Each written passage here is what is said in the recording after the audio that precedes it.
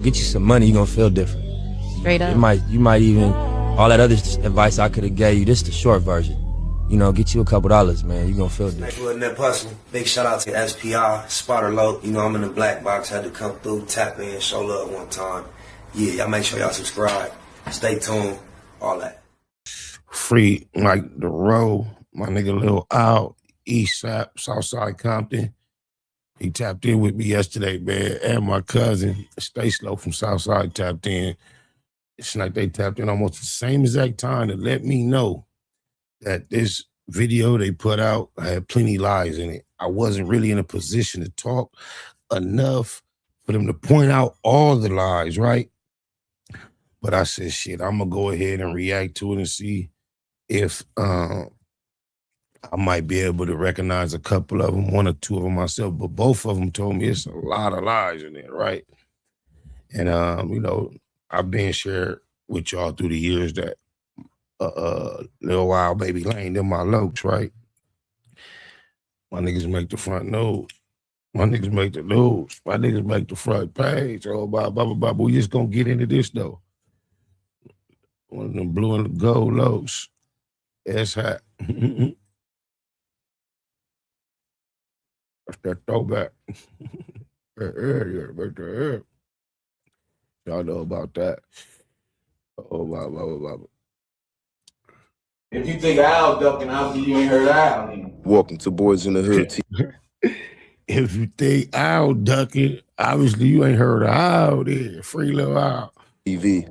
Today we're going to be discussing the life of Lil Al from the Southside Compton Crips. Now, Lil Al was born Michael DeRoe Jr. in 1974 in Compton, California. Now, his pops was from Watts. He was heavy into the streets, and he was a member of the notorious Bounty Hunter Watts. Now, as a kid, his father was constantly in and out of... Crazy, because his daddy doing life, too. Mike DeRoe, senior and junior. Free to both of the deuces.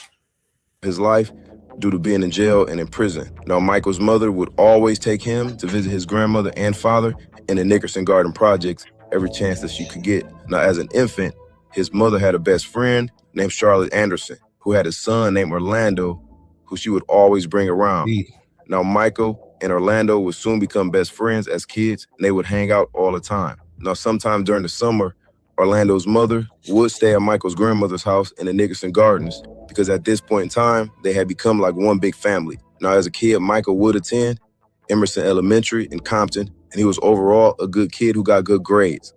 Now, in 1984, his father would get parole from prison, but soon this happy reunion would turn sour. In March of 1985, a man would be shot and killed in the Nickerson Garden Projects, and his father, along with two other men, will be arrested for this murder. Now, it will be proven that his father was not the shooter, but he would ultimately will be found guilty, and he will be sentenced to life in prison.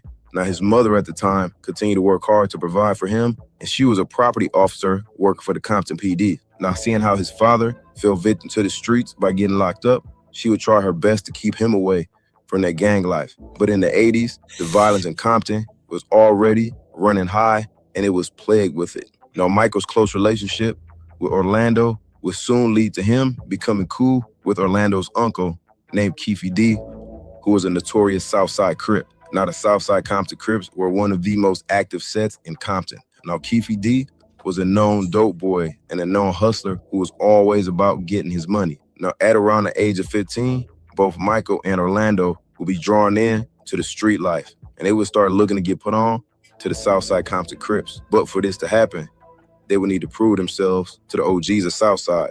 So this initiation will be for them to shoot at police officers. So one night, two well-known detectives in Compton stopped at a McDonald's on Long Beach Boulevard to get something to eat. Now, directly behind this McDonald's is one of the known kicking spots for the Southside. Now, this is not the McDonald's.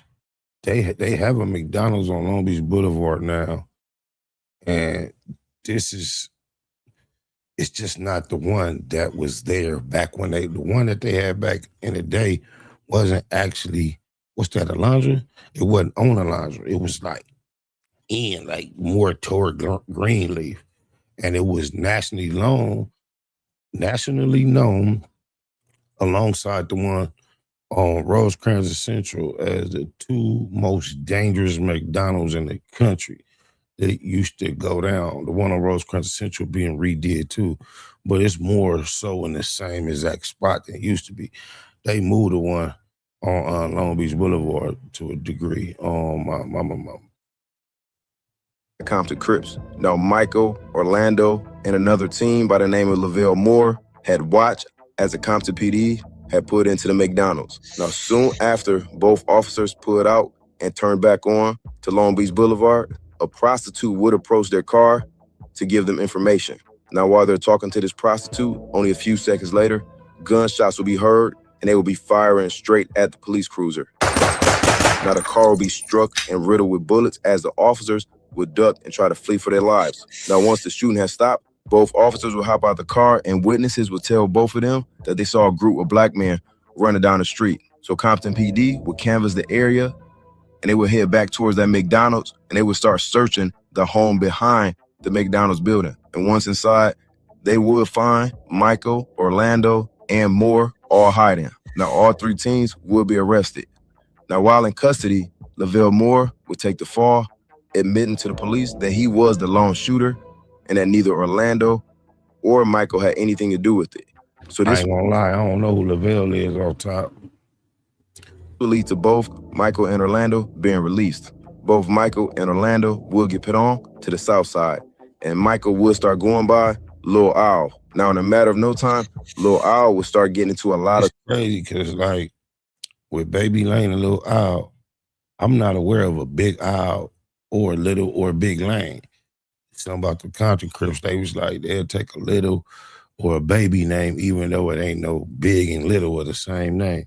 trouble and find himself being arrested back and forth by Compton PD. Now, it would become a regular occurrence to this point where the officers will go pick up Owl's mother from home and take her down to the station so that she can sign him out and get him released out of lockup. Now, Compton PD would describe Owl as one of the most ruthless and one of the most sinister Compton Crips. Now, the 80s, the drugs were being my low, but that's a long time ago because a grown man ready to come home and be a productive member of society on my mama. flown in, and it was one of the main sources of income for anybody, whether you're a Pyru or a Compton Crip at the time. And both Owl and Orlando would start selling dope with Big Keefy D and the rest of the Beers clique, including Freaky Dre and also Bubble Up. Now, by the 90s, both Compton and LA would have a lot of homicides, which would include both young black males and young Hispanic males. Now, Lil Owl at this time would be super active in the streets, from slanging to banging. But in 1991, Owl will find himself being arrested for being in possession of an assault weapon. Now, because this was considered a wobbler charge, the prosecution would only charge him with a misdemeanor. But this wouldn't be Owl's only time having a run-in with the law as an adult. He wasn't only slanging dope, but he would start robbing. And not long after this, he would be arrested on grand theft charges and also receiving stolen property. And on November 27, 1993, Owl will be involved in a 211, which he would later be arrested in January of 1994. He would find himself sitting down for a while behind the walls, but eventually he would be back out on the streets, and he would link back up with his homie, Baby Lane, and they will grow even closer than before. And anywhere that you saw Baby Lane, you were more than likely to see Owl and vice versa. Now, as the violence continued throughout Compton, Owl's name would start being attached to a lot of alleged murders, according to Compton PD. Now, a lot of this violence would eventually start to stem from an internal beef between the Southside Compton Crips, which involved the narcotics business. This one I used to be around a lot, hanging on Glencoe upstairs. The homie Duck had a spot upstairs. The G homies had a spot downstairs, Keefy D and them. Well, I don't know if that was Keefy D's spot, no, because it may have been, but I remember Baby Lane had the house on Burris. Used to be over there too. Fuck with my cousin Stacy, went through a lot with these niggas. A little in comparison to what they have gone through as a tribe, but in my perspective, quite a bit. Ever since the Dirter days, my mama, that's the first, like, Southside I remember, like, looking up to was Dirter. And if you know, you know. That's Dirter didn't live long. Cuz died like at 16 in the 80s. Cuz was low. And Lil Owl would find himself right in the middle of it. Now, one day in Compton, Lil Al was kicking it with a man by the name of Lee Banner, a business partner of Keefe D. When suddenly out of nowhere, gunshots could be heard and AK bullets would start ripping through the house and tearing through the windows. Now, Lee Banner would be hitting multiple times with the AK and he would die at the scene. Now, it would later be revealed that the shooters were from Southside, which included Damon Long and another man by the name of Charles Johnson. I think that a die might have been from Hoover. It was some back in the time. This when they went to war, one of their homies had a brother from Hoover. I remember somebody playing a video game like in a spot and getting choppered up while he was in there. He was from Hoover. Shit went up. Baby Lane got shot in this war, got grazed in the head by his homies. On my mama, he survived though. Johnson, aka Snake, now allegedly bubbled up from Southside Compton Crips, and Lee Banner had stole $20,000 from Charles Johnson. So this shooting was considered payback. But Damon Long and Charles I think that money got stolen in Hoovers. I could be wrong. Same thing with the reason when the Santanas got the beefing with their own homies and turned into Chester Streets. It was because of a lick. They homies had a spot, I think, in Hooverwood. And one of their homies went in there, took like 9 ounces and some D's. And that shit bled back over to Compton. That shit is crazy. Johnson were not done yet. Just a short time after this shooting, but free my nigga Bam and Lil Man. Somebody recently hit me in my DM and said, Bam said, get at him. I don't know how to get at my nigga Bam. Bam from Chester Street. Get at me, Keyway. Oh, my mama. That look like Big Merc. pull up from Southside will be at Keefe D's house, and he will be shot 7 times with an AK and barely survive with his life. Now, these 2 shootings will cause a big rift between the Southside Compton Crips. Now, although Lil Al was not the intended target, he was in that house when the shooting happened. And Lil Al had nothing but revenge on his mind. Now, in 1995, Lil Al and Baby Lane will be riding through Compton at the intersection of Glencoe and Temple when they would spot another Southside Crip, Damon Long, who was responsible for the shootings. And that's when Baby Lane will pull up and Lil Al will lean out the window with his 4.5 and start blasting. He would let off multiple shots, killing Damon Long. Now, immediately after this murder, Lil Al would flee Compton and lay low in Vegas. Now, a witness would identify Al as the shooter and Baby Lane as his accomplice. Now, the police will get an arrest warrant for Lil Al, but they will not be able to find him. But I'm pretty sure this is one of the lies that they would like to be pointed out. My nigga ain't did no shit like that. Oh, blah, blah, blah. Eventually, he will be captured out in Las Vegas and will be extradited back to Compton to stand trial for this murder. But eventually, this trial would completely fall apart because the eyewitness will completely retract their statements out of fear from the Southside Compton Crips. So Lil Al would only be charged with violating his probation, and he would be sentenced to 1 year in prison. Now, this murder will only up Al's street cred a lot, and even his big homie, Keefe D, would start to refer to Lil Al as the Reaper. And as he put it, a cold-ass nigga that earned his name. Now, while locked up, his homie Baby Lane will be accused of murdering a Palmer Block Crip named EB. But not only was he accused of that murder, he would be accused of murdering Tupac Shakur later that year in Las Vegas. Now, eventually by 1997, Lil Al will get released and he'll be back on the streets and link back up with Baby Lane. Now, by 1998, drama would start to stir up when one of Al's homie named Freaky Dre was owed $3,000 from a pocket Crip OG known as Daniel Smith, aka D, who had been dodging him. Now, Freaky Dre would tell Daniel Smith that the price just went up from $3K to $7,000. And if he didn't have his money, it was gonna be over with. Now, this beef would start to cause a rift between the Southside Compton Crips and the Pocket Hood Crips, who at the time— I'm not sure if this is exactly how this went either. I've heard the story quite a few times and this don't sound exactly like what I recall. However, I've told y'all, the Stone brother that was involved in this, I done had a shootout with Cuz. Rest in peace to everybody that's no longer living in this situation. It wasn't no beef, no hate. It was just an incident on one day. Shit just went haywire. That's how I be out here. My homie Wino just came home. Y'all seen him in the black box not too long ago. He didn't do no talking. He was just on the camera. But Cuz was with me that day when we shot it out with, I think it was J Stone. Oh, my. Cuz was a fool. I got the busing first. Sound like in this story, he got the busing first too. Had a very close, tight alliance. Now, on May 29th, 1998, Baby Lane would get the bad news that his grandmother had just died. And on that same day, Lil Al would link up with Baby Lane and both would start drinking heavily, reminiscing on his grandmother's passing. Reminiscing off of Remy Martin.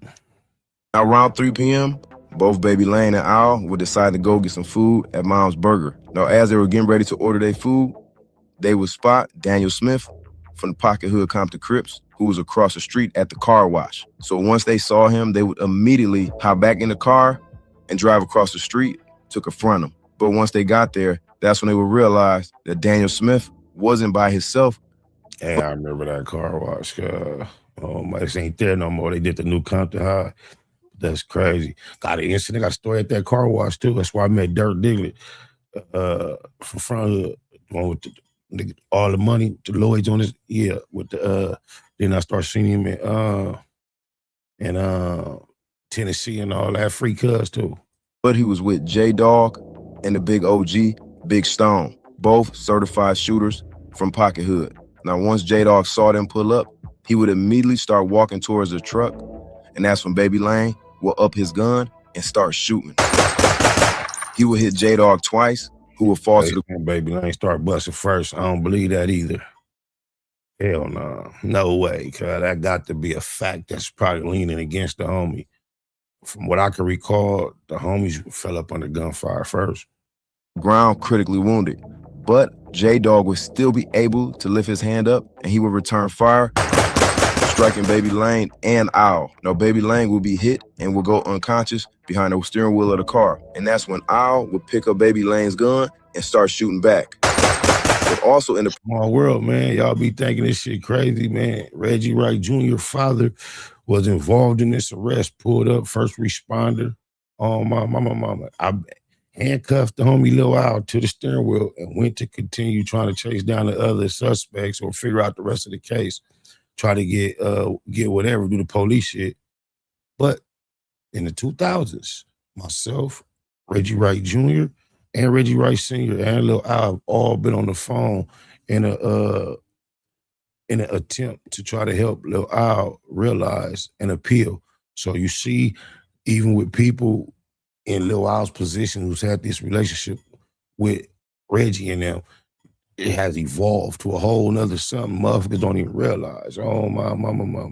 Process of shooting back, Big Stone will grab his gun and start shooting. Call him Big Reggie and Lil Reggie. That's how it be crazy. Yeah, Big Reg. They parents, it's like a dynamic that motherfuckers will never understand. Al. And at this point in time, it was nothing but a hail of bullets flying everywhere. But by the time all the smoke cleared, both Big Stone and J-Dog were both on the ground. Now, Al would immediately get the car in gear and drive off, but he wouldn't make it too far because at the time he was losing a lot of blood. Eventually, he would crash the car and come to a complete... It was from Stone brothers from Pocket Hood. And they think they come like M Stone, J Stone. And for years, I always thought it was two brothers that was there at the car wash. Just in recent times, I realized it wasn't two Stones. It was a Stone and a dog. All this time, I thought it was two Stone brothers. Now, police and EMTs would shortly arrive on scene at the car wash, and other officers would arrive where Al crashed the truck at. Now, both Al and Baby Lane will be taken to a nearby hospital, and Baby Lane would die from his injuries not long after. Now, Al would survive, but J-Dog, who was also wounded, would also be pronounced dead. The next day, police would announce that Big Stone had just died from his injuries. And this is when the police would charge Lil Al with 3 counts of first-degree murder, which would include the death of his homie, Baby Lane. Now, at the time, the police were still looking for Daniel Smith because they knew he was on scene also. Now, by 1999, they would eventually detain Daniel Smith, who they would bring in for questioning. And Daniel Smith would tell police that both Baby Lane and Al both opened fire on them while they were at the car wash. Now, Lil Al would plead not guilty to all 3 of these charges. Now, cuz said that. These charges he was being charged with were not just first-degree murder, but they were under a special circumstance clause of the statute that a jury did not need to determine whether or not the defendant killed deliberately or with premeditation to return a first-degree murder charge verdict, only that a firearm was discharged from a motor vehicle with the intent to kill. Now, during his trial, Daniel Smith would not to survive, but to kill. That's crazy. Take the stand, and he would testify not only did Lil Al shoot at them, but he continued to shoot at both Big Stone and J-Dog even after they had both fallen to the ground. And by the end of the trial, Lil Al will be found guilty of 3 counts of first-degree murder and sentenced to life in prison without the possibility of parole. I would like to thank everybody for tapping in. He working on that. My mama, trying not to let that be the last reality the homie face. But yeah, I'm sure there's some more things that they probably would challenge in there. But free Lil Al, Eastside. Get you some money, you're gonna feel different. Straight up. You might even, all that other advice I could have gave you, this the short version. You know, get you a couple dollars, man, you're gonna feel different. Thank you, Net Hustle. Big shout out to SPI, Spotter Low. You know, I'm in the black box, had to come through, tap in, show love one time. Yeah, y'all make sure y'all subscribe. Stay tuned, all that.